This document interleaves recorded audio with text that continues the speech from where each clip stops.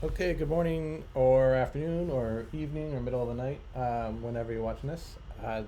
This week's lecture is about photography in print. Quickly, let's go over what we talked about last time, which was um, photography in motion, small cameras, so people like Cartier-Bresson and the Decisive Moment, um, figuring out a way to compose with time, as well as Lartigue, who started photographing as a young boy, and the use of smaller cameras like the Leica and the Urmanox. You start to get photojournalism. The original photojournalist, Eric Solomon, um, photographing people and politicians in Germany and France, and moving on to people like Lisette Model, who is photographing with a small camera as a means of being inconspicuous, um, all the way to Doc Edgerton, who's using high-speed strobes and flashes to immediately stop time, to freeze moments in time. And where does this lead us to? This idea of stopping time to tell a greater story.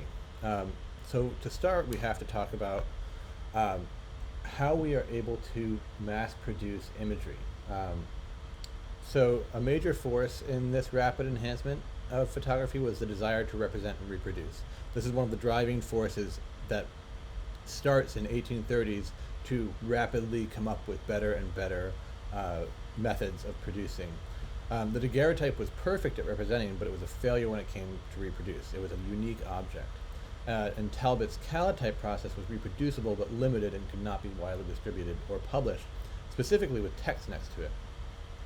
That's due to the limitations of the printing industry, where it would take forever and be expensive to try and do that. It was actually Talbot, though, in 1851, who discovered a way of taking instantaneous photographs in his photolithic engraving, with a method of using printable steel plates and muslin screens to achieve middle tones of photographs on printing plates, meaning that everything was the same tone, but just reproduced into tiny dots. This was a precursor to the development in the 1880s of the successful halftone process, which you may be familiar. Looks like this. The halftone process uses similarly weighted dots, called the dot matrix, to produce different scales of lights and gray. So from afar, it will produce an image. Up close, it looks like dots. So this process of his was improved in the late 19th century, then being called the halftone process, making it possible to cheaply and easily reproduce monochromatic images alongside text. And this is in fact a lot of what we still use today in newspapers, although it's gone digital. It's hard to credit anybody with being the inventor of the halftone, but Talbot certainly got the ball rolling. So as this process improved, you start to see pictures being used in magazines. They start to use photographs more than illustrations for advertisements and sales, and the sales start to rise. So National Geographic was actually founded as a society in 1888, where you'd have to join the society, and this would be your periodical that you would get. Time magazine is 1923, and it's the first weekly news magazine, bringing news to the people every week. Then from there you get fetish and hobby periodicals, picture magazines, traveling through the globe, all sorts of periodicals that are finding their niche markets, for photographers as well, hobbyists, scientists, cinematographers. It goes on and on, to the Saturday Evening Post, which is about stories, fishermen, and it travels on. In Germany, the periodicals start to refine the control of meaning for commercial, editorial, and political purposes, and such picture magazines as Berliner Illustratzeitung and L'Illustration, which is French, and AIZ, which is one of the major ones, and we'll talk a little bit more about that, and the London Illustrated News. These are all periodicals in Europe that are starting to push forward this idea. In 1924, Ernst Friedrich publishes a broadside called War Against War, or Krieg dem Krieg, which is an anti-war book. He's not taking the photographs himself, he's compiling the photographs. But it presented almost 200 World War I photographs of the aftermath and horrors of the war that had been suppressed by the government, such as this. And using thoughtful layout, juxtaposing images with short emotional text, the effect was that it would guide readers through the carnage and destruction of war. So this is, while this is not considered the first photo book, that honor goes to Anna Atkins and her Science Journal of Botanical Studies. But this book is one of the first books that is actively using text and imagery to get across ideas. Here you see this horrifying photograph, and the English translation there, the health resort of the proletariat, almost the whole face blown away.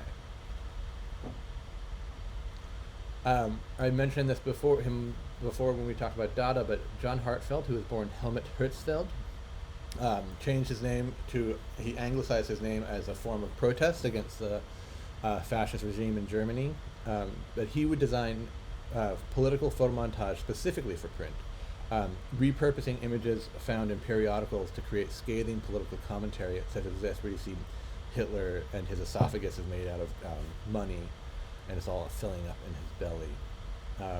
And then in 1933, Hitler suppressed all photo-based publications, specifically if it was anti-government. And so the publication AIZ, and along with Hartfeld, they moved to Prague, but they continued to publish this throughout the war. And I included a Instagram photographer that I follow, or he's a photographer, but he uses Instagram and photomontage very similarly to create these political, he's doing this currently, but these political montages that are funny but also quite scathing. His name's Jay Mullen. As you can see here, this is from not too long ago. So the photo magazine, right? We've talked about the periodicals and the weeklies, but the photo magazine, the magazine that's designed specifically for imagery, to be the driving force. So the improvements of the halftone process, they eventually led to this. And it was Henry Robin Luce, who was the publisher of Life magazine. He was the son of Christian missionaries, and he did not think that objective photo essays, who didn't think that objective photo essays were possible, he didn't think that that objective photo essays were possible or desirable, meaning that he thought that the photographer should be the one in charge and driving the thing. So he started Life magazine in 1936, and it was an immediate success. It had layouts that favored images with minimal text, so the imagery is driving the story.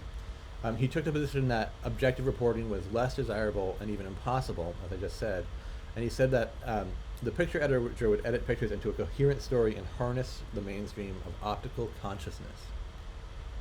The mission statement of Life magazine at the time was to see life, to see the world, to eyewitness great events, to watch the faces of the poor and the gestures of the proud, to see strange things, machines, armies, multitudes, shadows in the jungle and on the moon, to see man's work, his paintings, towers, and discoveries, to see things thousands of miles away, things hidden behind walls and within rooms, things dangerous to come to, the women that men loved and many children, to see and take pleasure in seeing, to see and be amazed, to see and be instructed.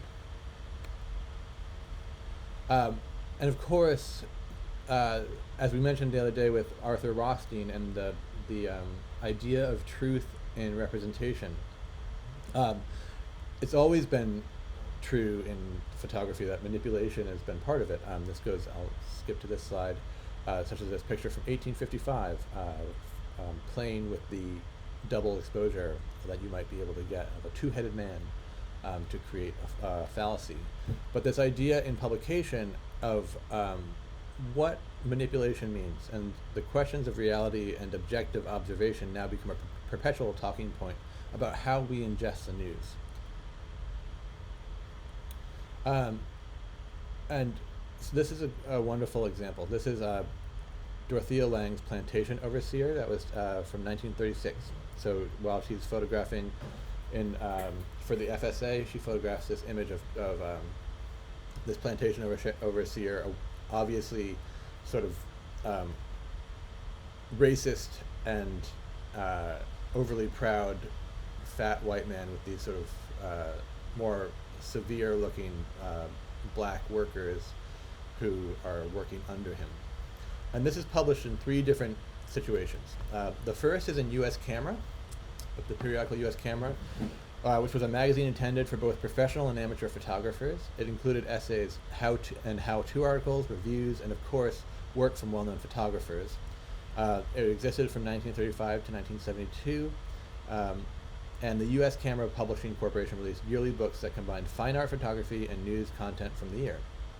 For the 1939 annual, they asked Edward Steichen to select a group of FSA photographers that had been displayed in an exhibition in New York.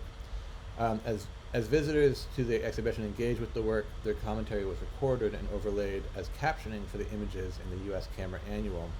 And when confronted with this photograph, visitors understood Lange's position as a plantation owner, saying, "Did or didn't you know slavery was abolished?" The question is pointed at the white plantation owner who seems oblivious to the social change happening around him.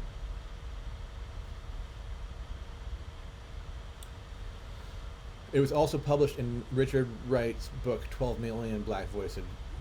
Richard Wright, of course, is a black author, which 12 Million Black Voices combined images of African Americans drawn from the FSA files with Wright's own impassioned prose.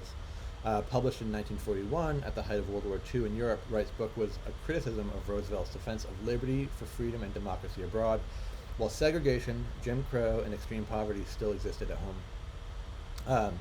Together, the photographs and text demonstrate the oftentimes brutal chronology of African American life during and after slavery.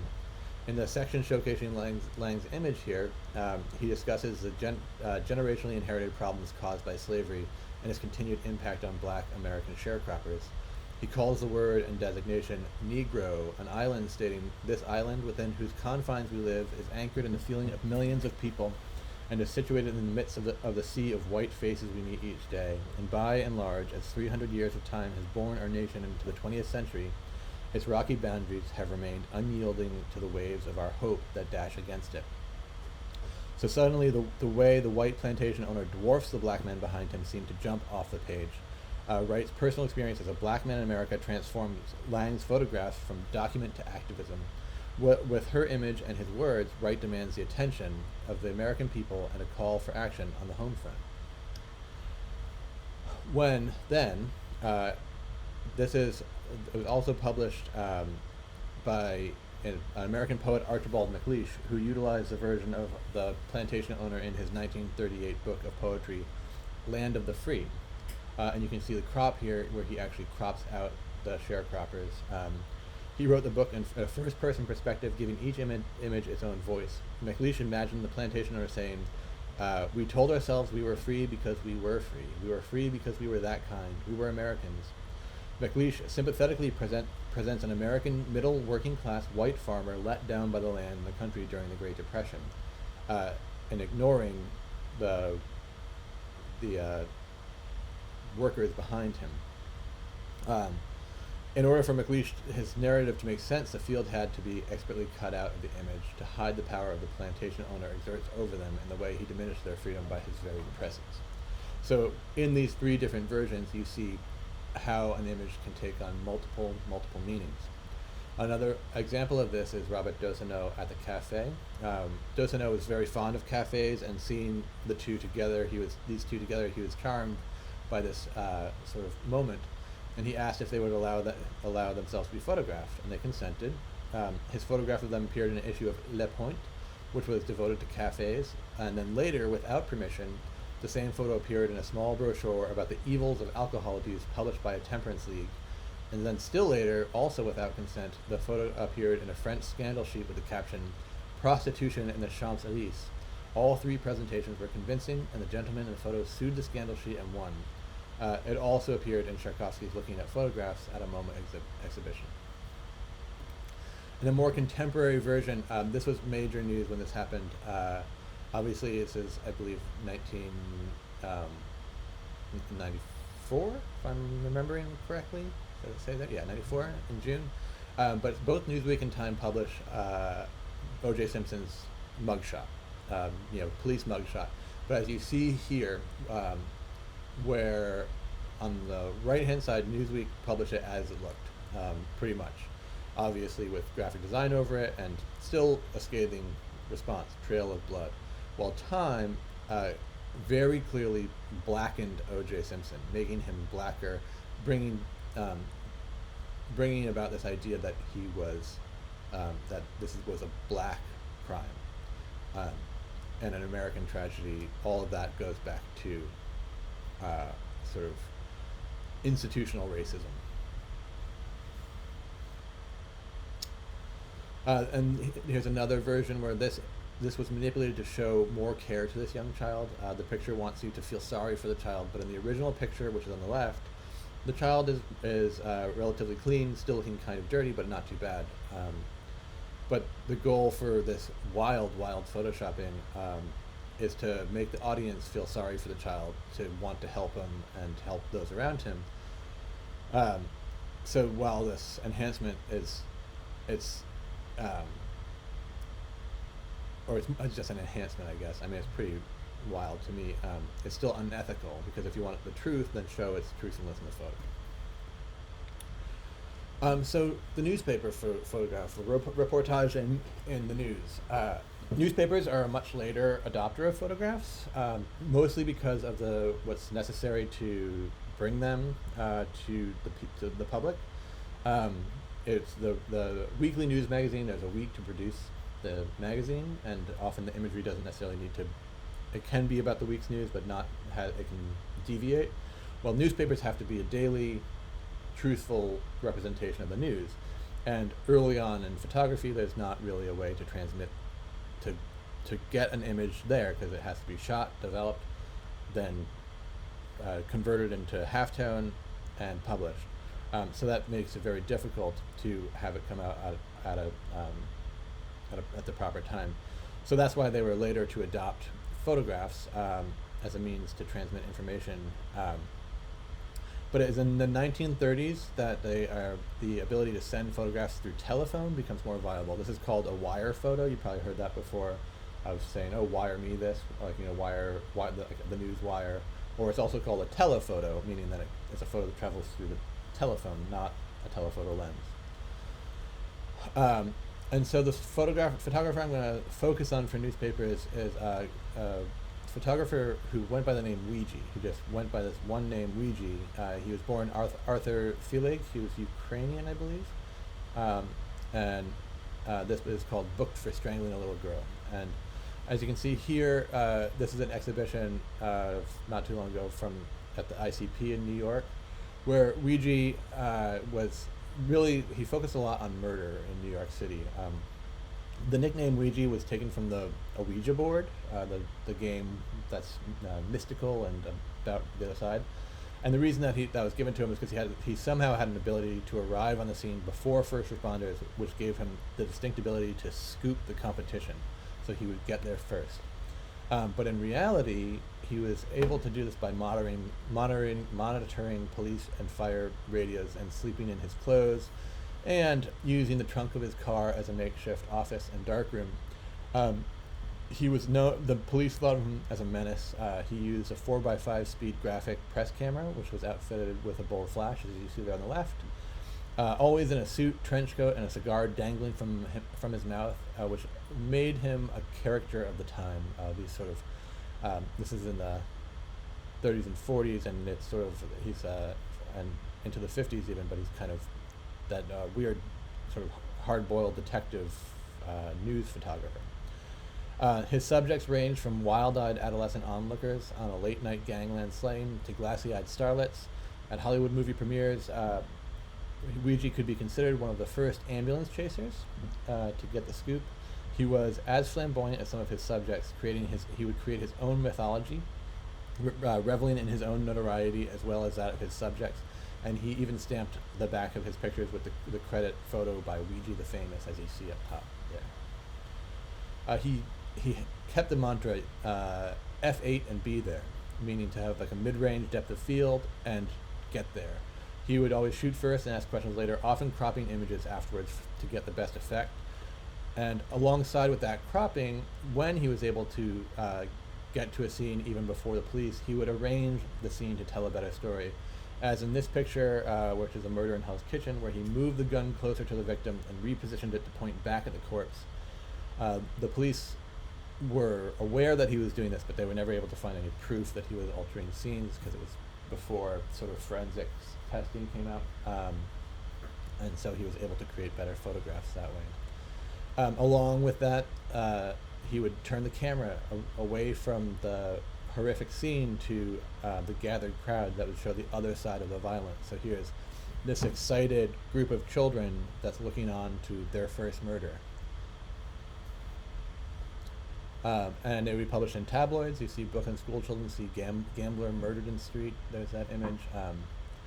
National Enquirer with there's a wonderful, bizarre sort of caricature of Ouija. Modern women aren't human.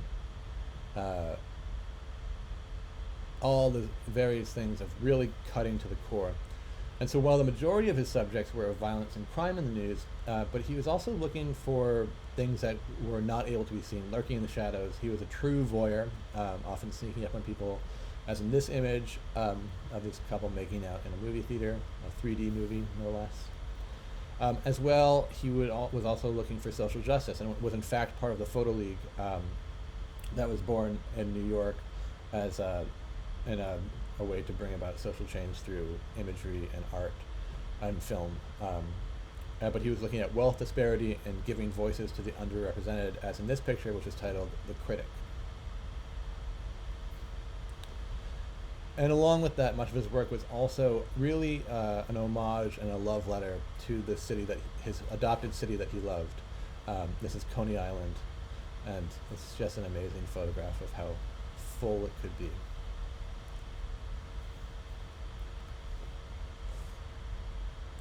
His photographs appeared outside the mainstream and the mainstream press, and met success there as well. This is his exhibit at the New York Photo League, and you can see how it's put together with almost installation. This was in 1941, and then the Museum of Modern Art began collecting his work and exhibited it in 1943. Ouija published his photographs in several books in his lifetime. The first one was called Naked City in 1945, and then Ouija's People in 1946, and Naked Hollywood in 1953, when he moved to Hollywood in 1947 and started photographing the sort of there as this noir. So moving on from reportage, when we're talking about imagery in press, we have to talk about fashion and celebrity, and how this has changed how we approach really everything. It's sort of become such a part of the fabric of our day that we don't think much about it.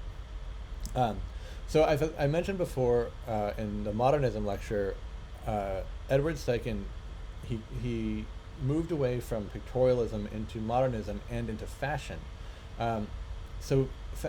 Fashion photography existed before Edward Steichen, but his ability to use artificial light to produce a scene, it formulated this new modernist approach. Before this, it was about sort of direct glamour, and he was using light and shadow to really put forward these ideas. I didn't include really any images of his fashion in here for some reason. But he was hired in 1923 as the chief photographer for Condé Nast, which is a big deal. Condé Nast, of course, is the parent company to so many magazines. At the time, I don't know what ones were there. I know Harper's, New Yorker, Home and Garden. All of them are I think Time is in the Condé Nast family. Bon Appetit. There's a major company. So he was the chief photographer for the whole company, and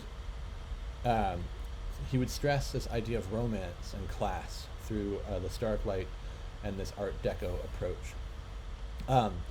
This image is titled "Homeless Woman: The Depression, 1932," and he created it for the Travelers Aid during the Depression. So he used lighting and multiple exposures and models to create an idea or a tableau of the sentiment of the time, which is a very noted difference to how the FSA was working, going into the field to bring pictures back, while Steichen was photographing in a studio to create a image that would make you feel what might be going on, but was not in fact what was going on. Another early fashion photographer is Martin Munkashi, who he was originally a sports writer, and he would use a handheld camera to give his images a dynamic sense of action and motion, as he would set his models into a naturalist setting using natural light, which was a counterbalance to that of people like Steichen, to the studio style that was inspired by the Art Deco, giving it a more natural feel of, hey, even, go skiing in your bathing suit here or walking on the beach, and it's a everyday person.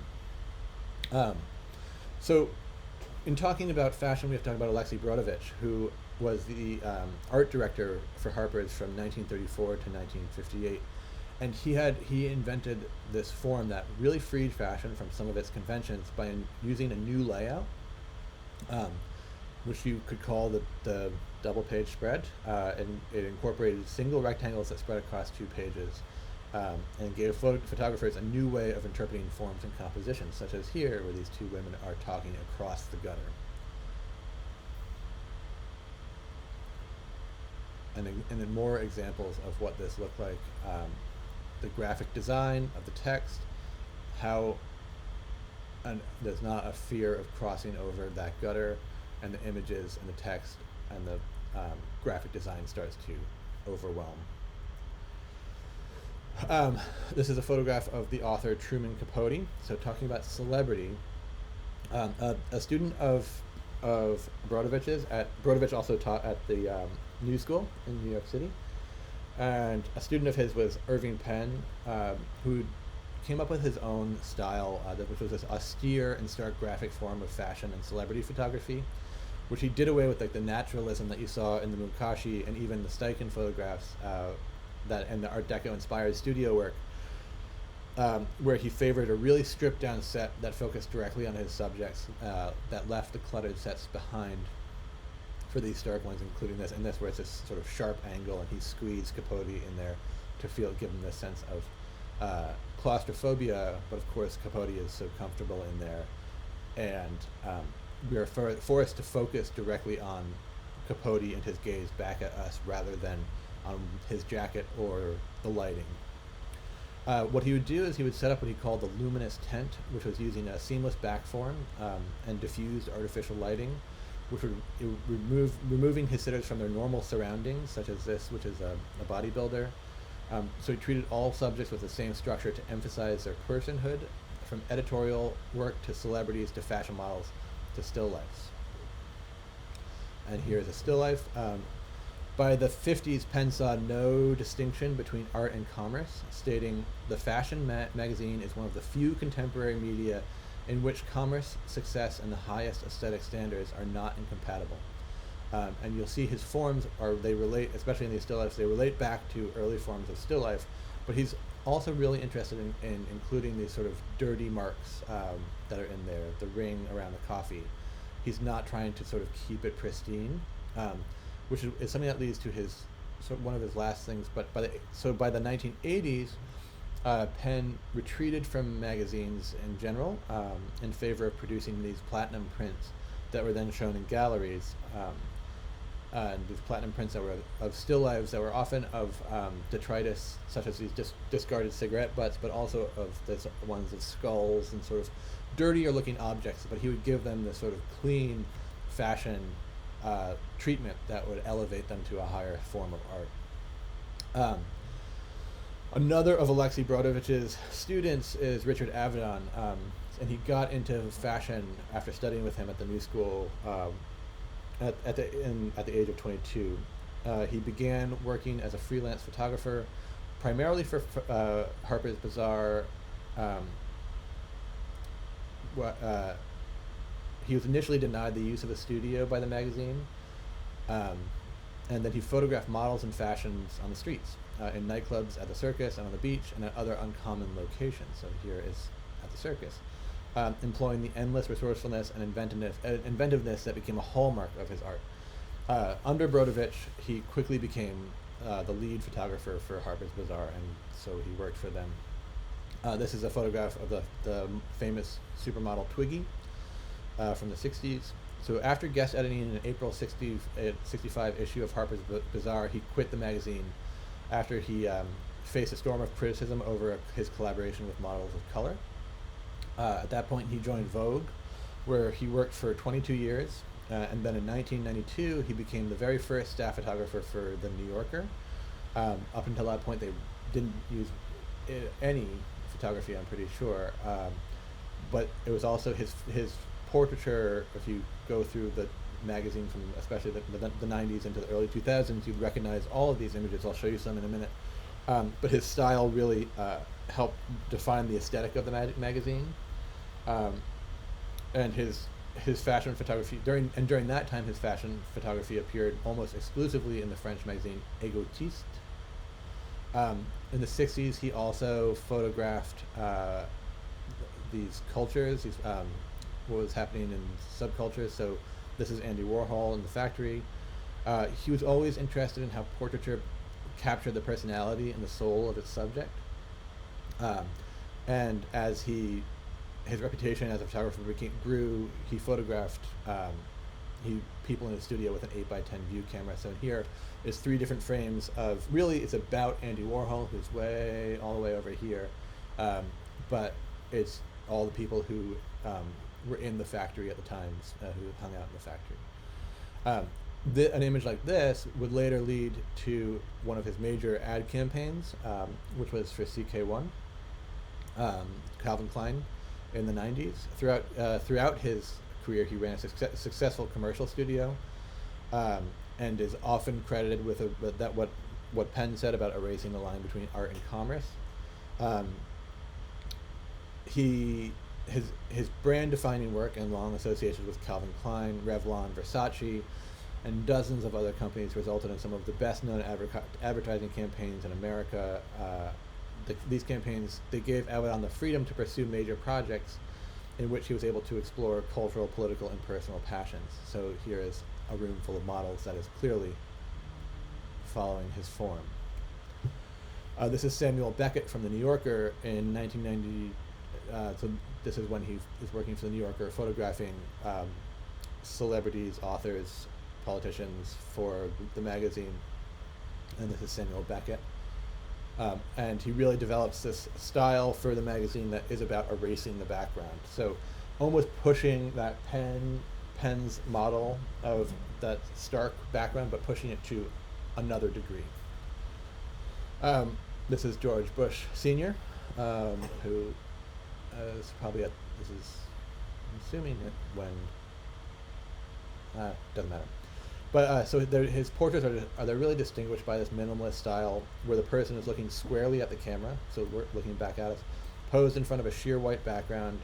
By eliminating the use of soft lights and props, he was able to focus on the inner worlds of his subject, evoking emotions and reactions. He would at times evoke reactions from his portrait subject by guiding them into uncomfortable areas of discussion, or asking them psychologically probing questions. Through these means, he would produce images that revealed aspects of his subject's character and personality that were not typically captured by others. So this is all from his major project, The American West. So in 1979, he got a commission actually from the Amon Carter Museum of American Art, which is in Texas, which ultimately produced a show that was called In the American West. He worked on it from 1979 to 1985. So in 1979, he was commissioned by Mitchell A. Wilder, who was the director then of the Amon Carter Museum in Fort Worth, to complete a Western project. And Wilder envisioned the project to portray Avedon's take on the American West. It was a turning point for Avedon's career when he focused on everyday working class subjects such as miners, soiled in their clothes, housewives, farmers, and drifters, and these were all on larger-than-life prints, usually like 4 by 5 feet. Instead of the more traditional options of focusing upon noted public figures or the openness and grandeur of the West. The project lasted for 5 years, which concluded with an exhibition and a catalog, and it allowed Avedon and his crew to photograph 762 people and expose approximately 17,000 sheets of 8x10 Kodak Tri-X film. And the collection identified a story within the subjects of their innermost self. Avedon visited and traveled through state fairs and rodeos, carnivals, coal miners, oil fields, slaughterhouses, and prisons to find subjects. In 1994, he revisited those subjects, who would later speak about that in the American West and what the aftermath of that project was like for them. And this is a character named Billy Mudd, who was a trucker who went on long periods of time on his own way away from his family. He says he was depressed and disconnected and a lonely man before Avedon offered him the chance to be photographed. When he saw his portrait for the first time, Mudd saw that Avedon was able to reveal something about Mudd that allowed him to recognize the need for change in his life. The portrait transformed Mudd and led him to quit his job and return to his family. Even so, though, while it's one of his most notable works, it's often been criticized for falsifying the West through voyeuristic themes and for exploiting his subjects. Critics question why a photographer from the East, who traditionally focused on models or public figures, would go out West and capture working class members who represent hardship and suffering. And they argued that his intentions were to evoke these condescending emotions from the viewer, such as pity, rather than to elevate these subjects. So it's a controversial subject that is still being debated. Another photographer who's photographing mostly celebrities is Philippe Halsman, and over the course of his career, he produced these covers for most of the major American magazines, including over 101 covers for Life Alone. His assignments would bring him with many of the leading personalities of the century, such as Marilyn Monroe. And he would use conversation and an understanding of psychology to get his sitters to be less guarded. And the use of portraiture and celebrity and motion, in many ways, was the marriage of editorial and reportage. And in these images, you can see most people are jumping, and this was something that he came up with, a trick he came up with to get his sitters to be literally off guard, to be off their feet. He had a 37-year collaboration with the artist Salvador Dali, which resulted in this stream of unusual photographs of ideas, which include Dali Atomicus and the Dali Mustache series. In the 50s is when he began to do this project where he'd ask his subjects to jump at the conclusion of each sitting. So he'd photograph them for a while and then ask them to jump. And they were funny and energetic images, became an important part of his legacy, and that is what he did. So this idea of reportage, and of course Life magazine, a lot of it is this, and other magazines, but this idea of photographing war. Up until World War I, photographing war, such as the Civil War, was photographing the aftermath of war. World War I, you do have some images, but it's not as widely distributed. But it's really World War II and the Spanish Civil War that we start to get these almost celebrity photographers, such as Robert Capa. Robert Capa was born André Friedman in Budapest, and along with his partner Gerda Taro and friend David Seymour, who went by the just simple pseudonym Chim, they covered the Spanish Civil War. He was a combat photographer and photojournalist.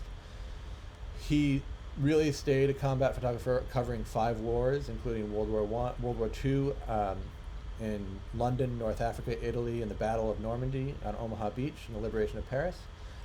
He also then co-founded Magnum Photo with Cartier-Bresson and David Seymour, or Chim, which was the first cooperative agency for worldwide freelance photographers. And interestingly, Cartier-Bresson never really went into much war photography and stayed more on this idea of capturing stories and the world. So So there was a difference in how they approached, but they did work together. Um, and despite the seriousness of Kappa's work, he really enjoyed life, and he hung out with celebrities. He was friends with Hemingway and Gellhorn. He spent time traveling with Steinbeck, hung out with directors John Huston and the actor Gene Kelly. He knew Pablo Picasso, and his family he had numerous affairs with beautiful women after Gerda Taro died, most notably his years-long affair with Ingrid Bergman, who was married at the time, who he met in Paris, and they managed to keep the relationship out of the public eye. But in 1946, he actually followed her to Hollywood became an American citizen.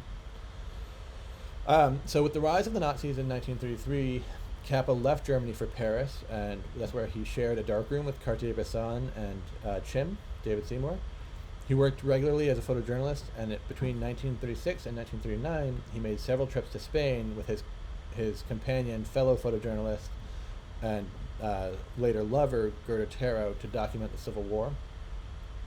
And his photographs from this conflict, including this image, which is his most famous image, which is Death of a Loyalist Soldier, was heralded almost immediately for their stunning impact. I'm not going to get too into it, but this image has a lot of controversy of if it was staged or not around it. And then this is how it would be published. So you can see almost that there's these two images of the soldier falling, being shot in the head, and it looks as if the bullet is entering his head and then falling.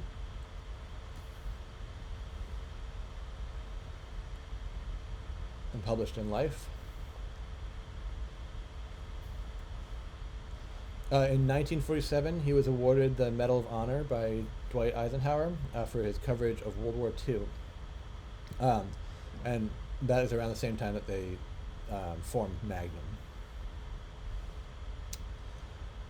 It was the Picture Post termed him the greatest war photographer in the world in 1938. When World War II began, he moved to America and worked freelance for Lifetime and other publications.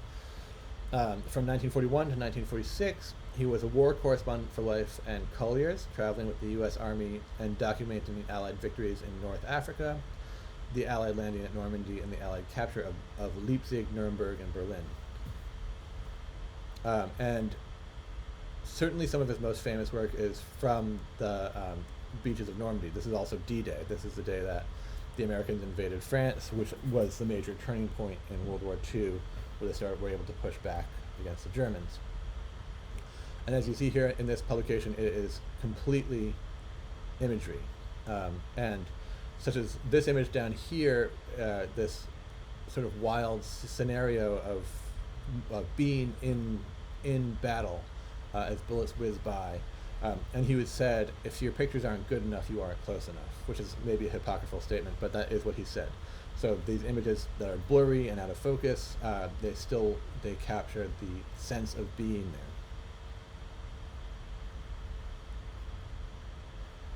there. These images were some of the major inspiration for the opening scene of Saving Private Ryan, which starts at the storming of the beaches, and in fact, they're almost shot for shot taken from Kappa's imagery. David Seymour, Chim. I should also mention that eventually, somehow I just didn't get in there, but Kappa he photographed wars for his entire career into the Vietnam War when he stepped on a landmine, and that is what ended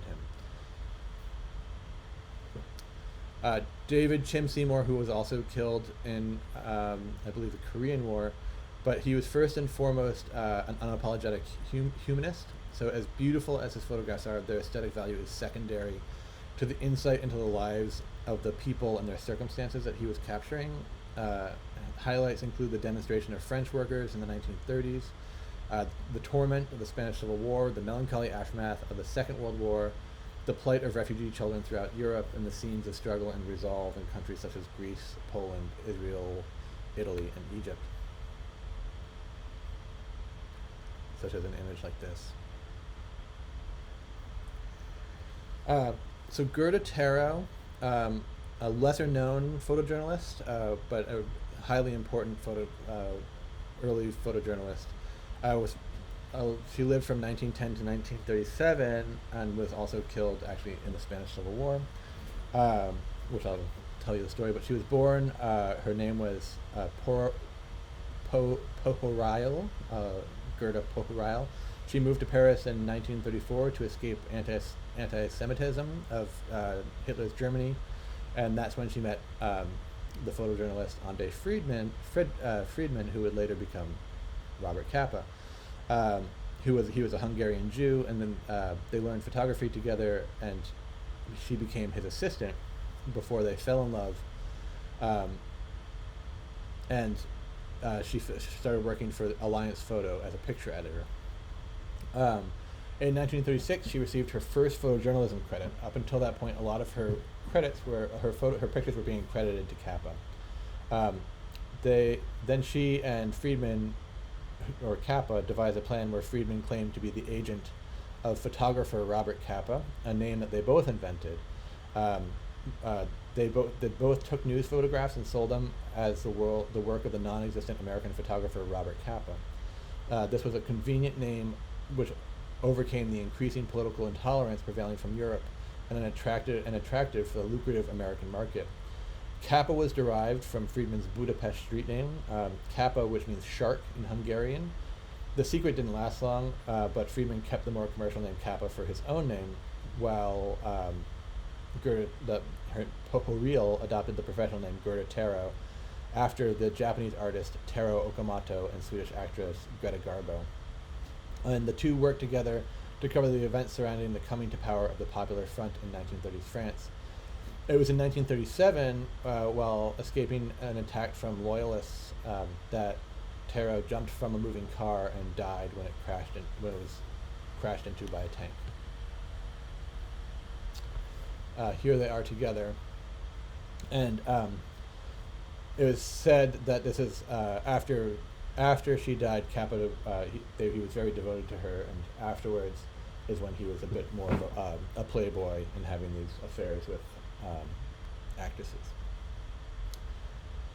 So in 2011, a movie came out, The Mexican Suitcase, which was a documentary film directed by Trisha Ziff. And it tells the story of the suitcase that was discovered that held over 4,000 negatives that were created during the Spanish Civil War by David Seymour, Gerda Taro, and Robert Capa. And it follows their disappearance at the beginning of World War II to their rediscovery in 2007, and also interviews political and personal stories from the era. And it was according to Documentary Magazine that The Mexican Suitcase brings three narratives: the suitcase, the exile story, and how people in Spain today address their own past. 30 years after this transition, The Mexican Suitcase addressed the power of memory and asks, who owns our history? It's a really fantastic film, and I encourage you to watch it. So another important photojournalist is Eugene Smith, Eugene Smith, who's considered the master of the photo essay. He worked for many years for Life magazine, and he left there over a dispute of the use of his photos. He joined Magnum for only a brief time in 1955, but he's been described as perhaps the most single important American photography in the development of the editorial essay. He's a really fascinating character, has a fascinating life that we'll try to get through part of. So Smith moved to New York City after he got into photography as a teenager. I want to say he was from Omaha. I might have that wrong. But so he moved to New York City, and by 1938 he began to work for Newsweek, and he became known there for his incessant perfectionism and his thorny personality. Eventually he was fired from there, and later explained that Newsweek wanted him to work with larger format negatives, but he wouldn't because he didn't want to not work with it. He used a 35mm Contax camera. He began to work for Life in 1939, quickly building a strong relationship with the picture editor there at the time, who was Wilson Hicks. And so this is his version of World War II. He was stationed in the Japanese theater, so as he observed and photographed the Japanese victims of the war, His conscience was really stirred. Unlike Kappa, who was kind of this cavalier war photographer, removed from it. But for Smith, it really was painful to see the horrors of war, and he began to develop a sense of social responsibility through his work. And his goal was to touch the viewer's emotions and inspire them to work for social justice. As he explains, he says, "I wanted my pictures to carry some message against the greed, the stupidity, and the intolerances that cause these wars." So he's photographing war with a very anti-war sentiment. His time in World War II was cut short when he was wounded. He returned to his wife and children in upstate New York then, which was a sort of short-lived marriage.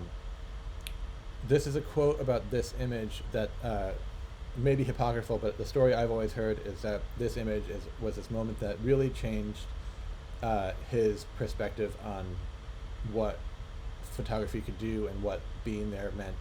And so he said, U.S. Marine Johnny Popham is holding an infant. The baby in the photograph was found beneath a steep ravine, barely alive, eyes encrusted with maggots, scratches, and head dented to one side. Hands trained for killing gently worked the sod away from the small, lopsided head and extracted the infant. The eyes were sockets of pus, covered with the clinging flies. The head was obviously mashed to one side in its softness, and the little body was covered with scratches, but it was alive. And though death was almost sure, we used precious time to carry it back to the jeeps for medical care. Several said it would be more merciful to shoot it in the head. A sergeant started to hand the baby to one of the Japanese women, but she shrank away so violently that it was taken to another jeep. And then he would go on to say, photography is a small voice at best, but sometimes, just sometimes, one photograph or a group of them can lure a sense into awareness. Much depends on the viewer. In some, photographs can summon enough emotion to be a catalyst to thought. When he was finally ready to work again I think he was in Hudson, New York, he felt that he needed to make a photograph that was the opposite of war. So he made this photograph of his children titled The Walk to Paradise Garden, which is of his son and daughter stepping through the woods into a clearing. I hate this photograph. I think it's one of the most saccharine pieces of shit that I've ever seen. But it makes sense, and it also proved to be one of Smith's most enduring and best-loved photographs, in no small part because Edward Steichen he used it as one of the selling images for his major photography exhibition at MoMA titled The Family of Man, which I'll be talking a lot more about in the next lecture. But The Family of Man, it included hundreds of photographers, mostly of sort of life-affirming photographs with the intention of stating that we are all here together. And so that's where this image got its real start. But he would continue being a photojournalist. He eventually leaves his wife in New York.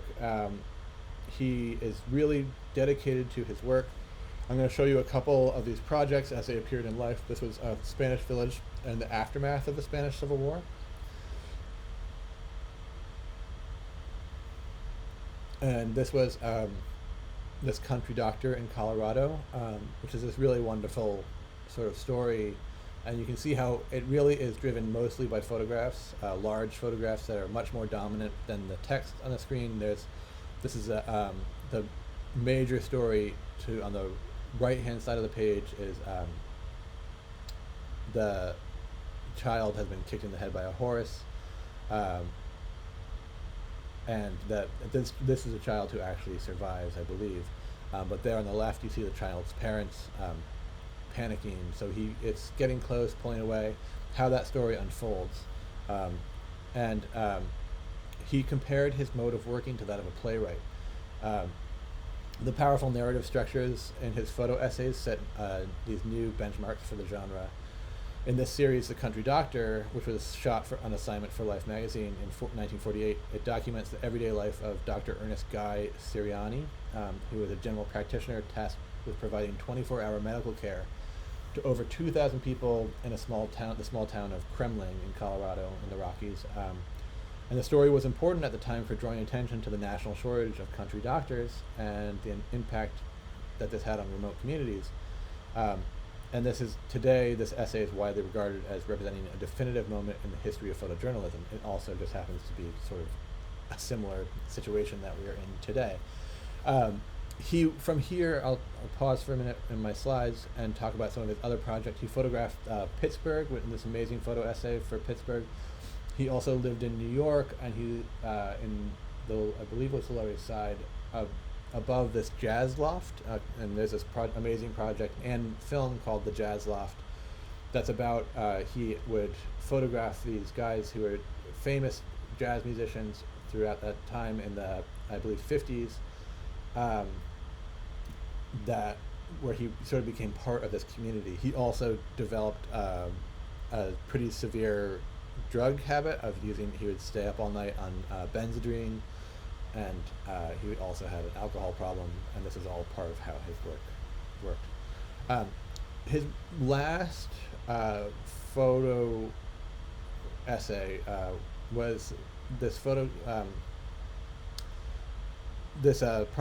that took place in Minamata, Japan, and it was in January of 1972 that he was attacked by a Chiso employee near Tokyo, which was an attempt to stop him from publicizing. There was a disease in Minamata that was referred to as the Minamata disease, and so he was attacked by this person to try and stop him from publicizing this disease to the world.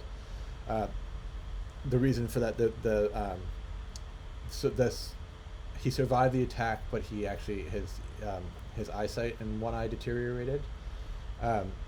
His second wife, I believe only second wife, who was Japanese, they lived in Minamata from 1971 to 73, and he took a lot of photos there as part of this essay dealing with the effects of Minamata disease, which was caused by a Chiso factory which discharged heavy metals, mercury in particular, into water sources around Minamata.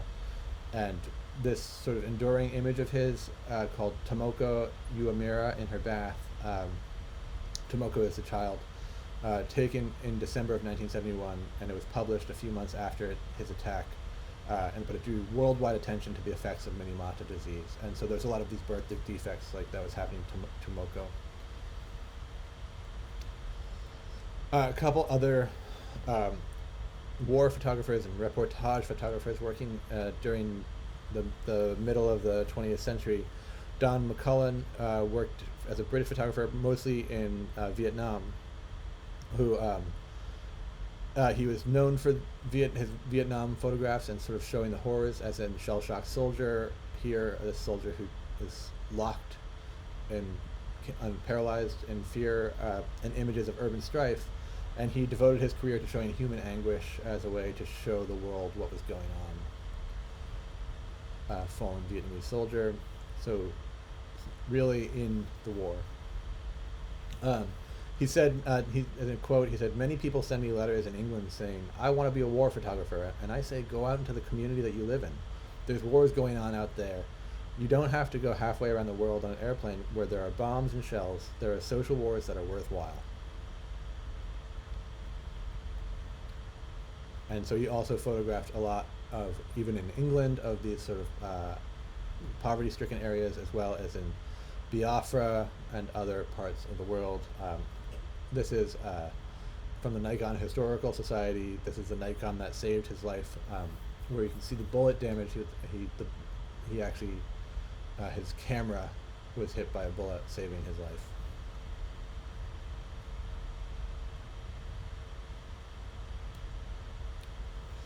Larry Burroughs was one of the first photographers to bring color, start photographing in color. He's photographing in Vietnam. The politicians were blaming the media for undermining their war authority, and Philip Jones Griffiths says, I would say 99% of all journalists in Vietnam approved of the war, and 85% approved of the way the war was being fought. So the popular misconception by the public at large in the Reagan administration that allowing all the press into Vietnam caused us to lose the war is incorrect. In fact, for the most part, the press in those early years was instrumental in making the war continue, because most of what was recorded by the press was very, very pro-military intervention here. So Larry Burroughs was more pro-military. But then there's a question of how can an image bring about change. And sometimes a single moment can define an entire era.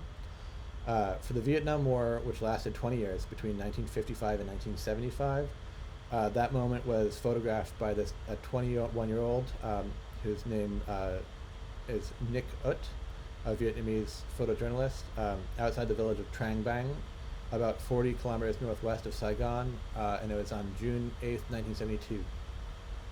Ut was a photographer with the Associated Press, and he saw a handful of terrified children running his way from their village that had just been bombed by napalm, by a South Vietnamese aircraft, and among them was a 9-year-old Kim Phuc, screaming and naked. She had ripped off her burning clothes. After clicking the photograph, he actually rushed to save Phuc, and she had suffered third-degree burns on 30% of her body from the bomb that can create temperatures between 800 and 1200 degrees Celsius. She took her and the other children to hospitals, and his actions saved her and made them lifelong friends.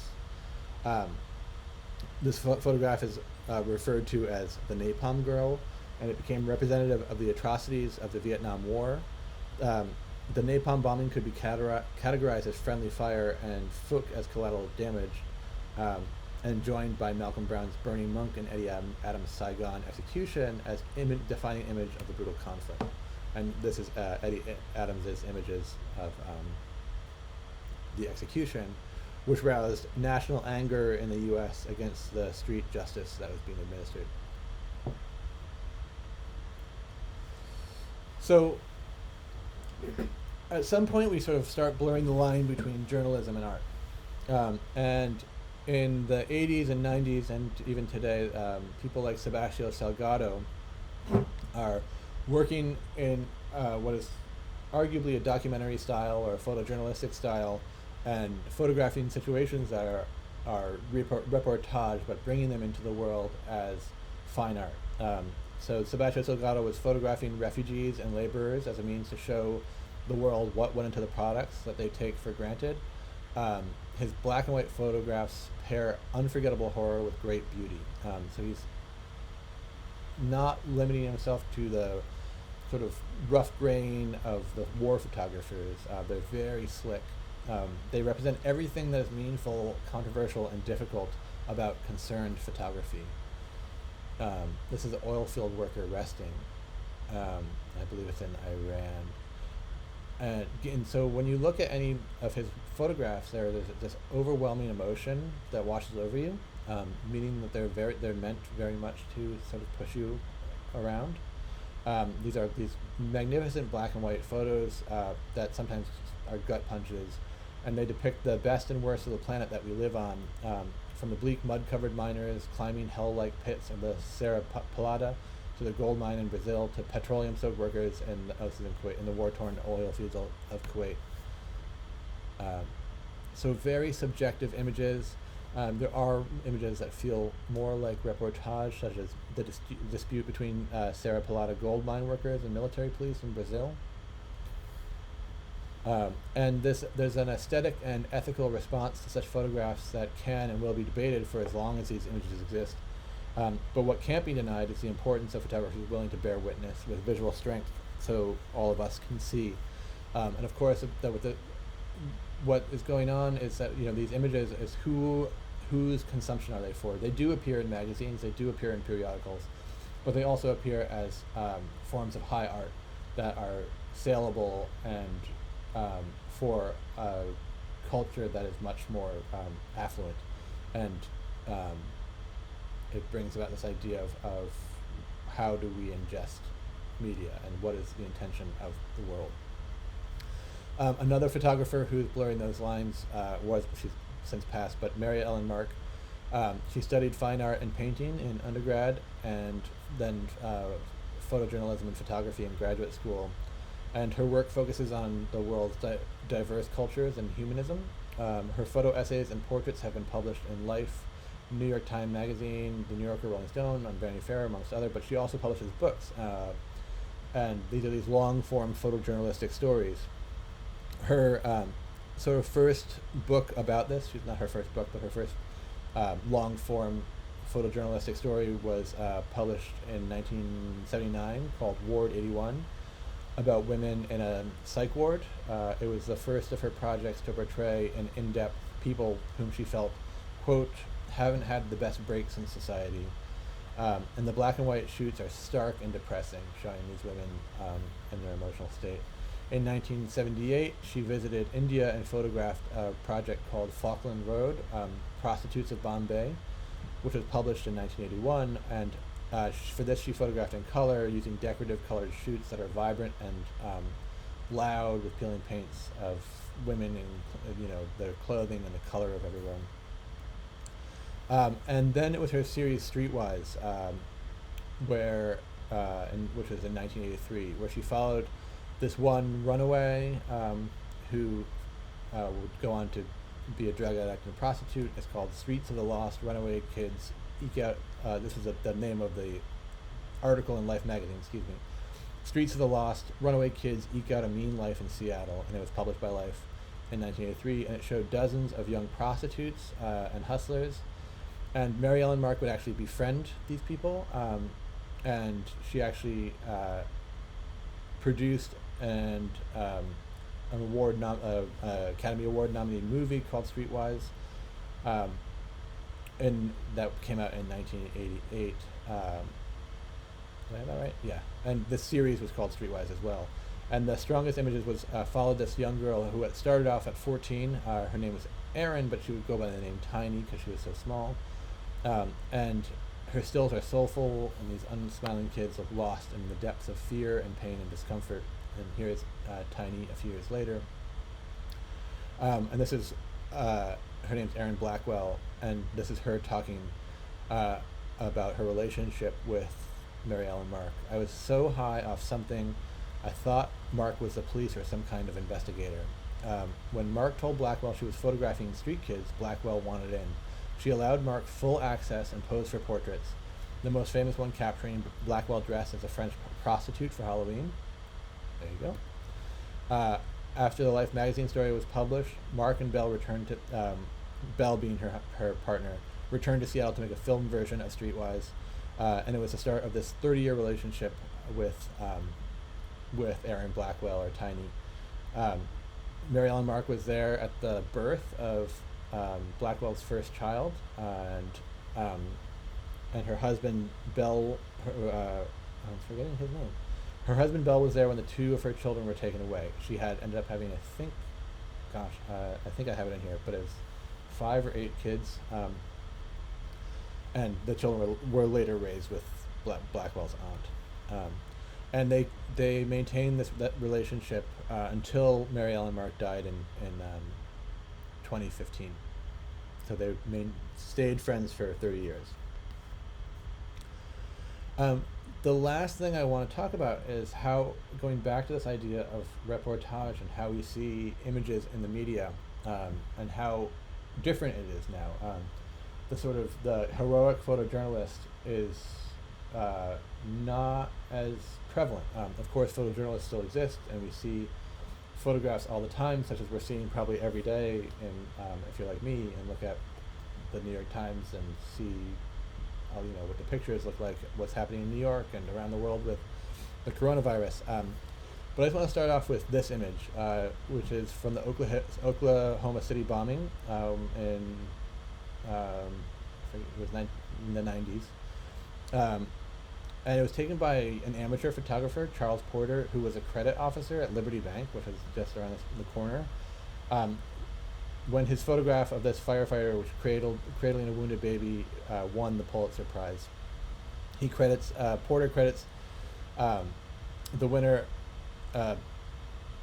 He credits John White of Chicago, who was another Pulitzer Prize teacher of his, who advised him to keep a loaded camera in his car at all times. And so it was on the backseat of his car when he went to retrieve it in the morning after he saw a hubbub around the corner, and then he distributed it to the Associated Press. And so a lot of images now, the authorship is really questionable, and it's how we're seen, such as this image, which appeared on numerous front pages of newspapers in 2001. And it's a sort of horrifyingly shitty photo and grainy photo that spoke so much about what that day was like. and of course, the imagery that emerged from that, often without the names of the photographers involved, or even in Guantanamo Bay, where this was a photograph taken on a cell phone by one of the perpetrators of this horrific abuse of prisoners happening in Guantanamo Bay, and this image became iconographic of how we see things and how imagery moves us, and how it can still bring about change. Less and less are these names being brought up. An image I actually had in here was recently the image of a father and child who died during a border crossing just a couple years ago, and it's photographed by I don't remember their name. It's Luc somebody DeLuc, and we don't think about who that photographer is, but it's how that image has invaded us and tells us that story, that we are able to think about things as horrific, and how we visualize things and enters our psyche, and it changes the way we think. And so this is a 9-minute video, but I'd like for you to watch it all. This is Susan Meiselas, who's another really amazing photographer, talking about how photographs and photojournalism and photoreportage really affect the way that we can change the world.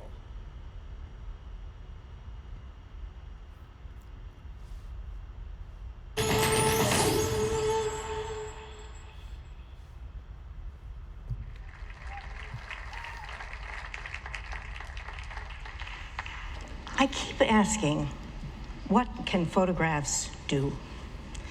I wanted to start by looking back at some images from my memory bank, those that moved me to become a documentary photographer. First, this picture of the migrant mother, taken by Dorothea Lange during the Great Depression. Through her, we feel the weight of an unknown future. It's the particular way she looks away that draws us in. Or this photograph by Elliot Erwitt, without which we might not remember the extreme segregation in the American South or see the everyday silence of racism at work. Photographs like this fueled the civil rights movement 50 years ago, and yet ongoing. When Americans at home saw this image, they couldn't believe that the American military could be so inhumane. But when Vietnamese photographer Nick Ut took this picture of the Napalm Girl, he had no idea that that single image would contribute so much to stopping the war in Vietnam nearly 40 years ago. Stuart Franklin's image of a single man standing before the tanks in Tiananmen Square in 1989 was so potent that it is still censored in China today. Of course, we remember these images. They're powerful, they were timely, and are now timeless. They're iconic. Photographs call up a time, a place, a context, and compress moments of our collective history into a single frame. When I made this photograph, known now as the Molotov Man in Nicaragua, the protagonists of history were dreaming revolution. The Somoza dictatorship was overthrown the next day, 35 years ago. But as photographers, we don't actually go out to take iconic images. In 1980, I made this image of the Mano Blanca in El Salvador. It registers the white hand left by the death squads on the door of a campesino leader who had just been killed. That signature spread more fear than the killing itself. The photograph continues to have an ongoing life and act as testimony. Staying in Central America for more than a decade, I wanted to immerse and capture the intimate, to connect a distant audience, as well as impact the lives within the frame. It takes time to build in-depth relationships and trust across a cultural divide. For an invested photographer, this is our patient capital. Today, I wonder if this couple might make this image of themselves. Photographers stand for and stand with those who cannot always speak for themselves. Two boys with their thumbs tied together, shot and dumped on a street corner. Photographs perform a claim, though it often takes decades to hold anyone accountable for the abuses they document. The interrogation of bus passengers, a daily event at a military checkpoint on the main highway. I, like other photographers, am driven by a necessity to bear witness. Without knowing what I will find, where the commitment will lead, how it might change me, or how history will unfold. Only when 180,000 Kurds fled northern Iraq into Turkey did we hear about the genocide of Saddam Hussein's Anfal campaign. 4,000 Kurdish villages were systematically destroyed. I crossed the border of Iran and went into Kurdistan to document what the refugees had left behind. This is one of the remaining homes I saw in 1991. A photograph can reveal powerful evidence, such as this scar from a bullet in the back of Timur, the only eyewitness to survive a village massacre when he was 12 years old. 18 years later, my photographs in Timur testified in the trial that indicted Saddam Hussein. A complex visual narrative contained in a frame suspends and freezes a fleeting story. The one static element here is a sculpture. Our world collapsed around it. When I made this picture in Liberty Plaza on September 11th, 2001, Americans could not understand what had happened. No one knew it would also be the most photographed day in history and shape us all for decades to come. In the wake of 9/11, photography was propelled into a digital age that would launch the democracy of a medium with more cameras, phones, and eyes than we could ever imagine. That shift would also unleash the participation of millions of disparate global voices and create a perpetual viral exchange. We are now overstimulated and overwhelmed with multi-source content. We are linked, but we live in distinctly separate worlds, with algorithms dictating what we see. We are at risk of greater fragmentation, with images further decontextualized. In this oversaturated digital world, what can photographs do now? This is the environment we are all navigating today. Do you remember this picture of the Rana Plaza factory collapse in Dhaka, nearly 2 years ago? Two workers embraced just at the moment of their death. It was made by Taslima Akhter, a young photographer from Bangladesh. It was the most viewed image across time.com. It sparked international outrage. But how many of us in the global community ask, what's happening now? Long after that photograph was on our front page and circulated online, Taslima is still there, documenting the lives of workers, advocating for labor protections and systemic change. Where does the work of the photographer end and the role of citizens begin? Taslima and other emerging photographers we support believe in using different visual strategies to frame and create frameworks to expose and engage. This is the desk in an interrogation room in Libya. It's a quiet image. At first glance, you might think it banal. But Edmund Clark is documenting the only visible evidence of an invisible war on terror, compelling us to question what else we don't see and should know about. Peter de Campo looks at the often painful truth of well-intentioned foreign aid and its unexpected consequences. Here he focuses on concrete slabs intended to be the base for latrines left unused in northern Ghana. His pictures do not illustrate, they interrogate. To counter the Palestinian stereotype, Tanya Hajoka follows Hayat and Nabila, who do yoga on the outskirts of Bethlehem. She believes her images can cut through the flood of pictures of destruction and conflict to portray the positive, their perseverance under occupation. #Disturb is a growing circle of photographers who mobilize. They take to the streets and paste their images on walls. They return to a physical encounter, not fully trusting viral dispersion alone. They call upon the public to respond and act upon the issues they care passionately about. How can technology intensify our focus to feel and impact the world beyond ourselves? The challenge is to sustain critical, independent, intelligent eyes on the world. Despite the disruption of our mass media, the proliferation of imagery, and our selfie culture, documentary photographers are still committed and determined to bear witness. They still believe in what photographs can do, and so do I. Thank you.